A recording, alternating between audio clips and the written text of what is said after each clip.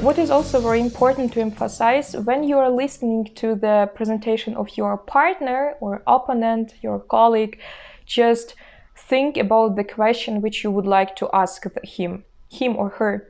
It's very important that the question should be somehow interesting and not very boring. It would be also very good if it will be some kind of extraordinary question, not something boring like what do you think about this situation? Was denken Sie über diese Situation?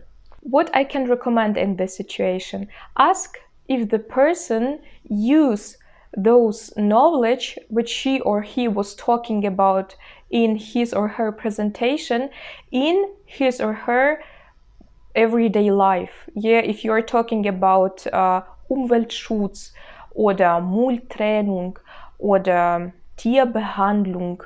For example, right now, I would like to ask a question to my presentation as my opponent would do. Yeah, I can say something like, Sie haben über eine Alternative der Finanzierung von Museen gesprochen, dass die Regierung muss verschiedene Museen finanziell unterstützen.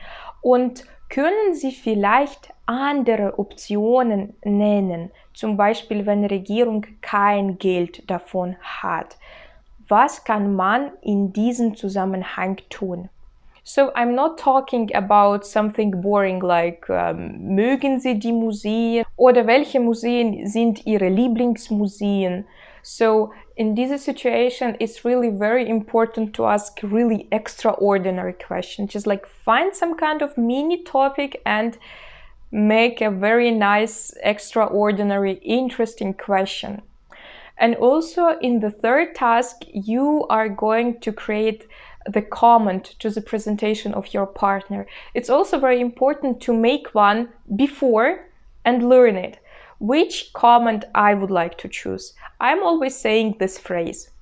Obwohl wir nicht so viel Zeit für die Vorbereitung hatten, hat mein Kollege sehr gut sich vorbereitet und seine Präsentation hat mir sehr gut gefallen.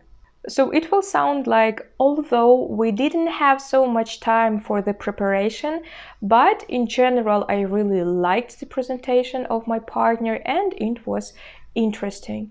So you kind of like use a very nice grammar structure with obwohl. Hat mir gefallen. It's also very complicated structure which you are using here. So this comment will be evaluated very high. Or you can think about any other which you like, but make it a little bit grammarly complicated. It will be really good. Just like learn it and don't forget before you are finishing with your speaking part. What is also very important to talk here about that first of all, you will introduce yourself to the people who are checking yourself and your partner. And I really would love to recommend you to prepare some kind of little speech for 1 minute about yourself and answer the question. Who are you? How old are you? Where you come from? Where do you study or work? Maybe like very shortly about your hobbies and also why do you need this certificate? I don't know why, but like every time when I was passing Goethe-Prüfung, people were asking me, wieso brauchen Sie dieses Zertifikat? So how I would introduce myself? Einen schönen guten Tag. Ich heiße Anna. Ich komme aus der Ukraine.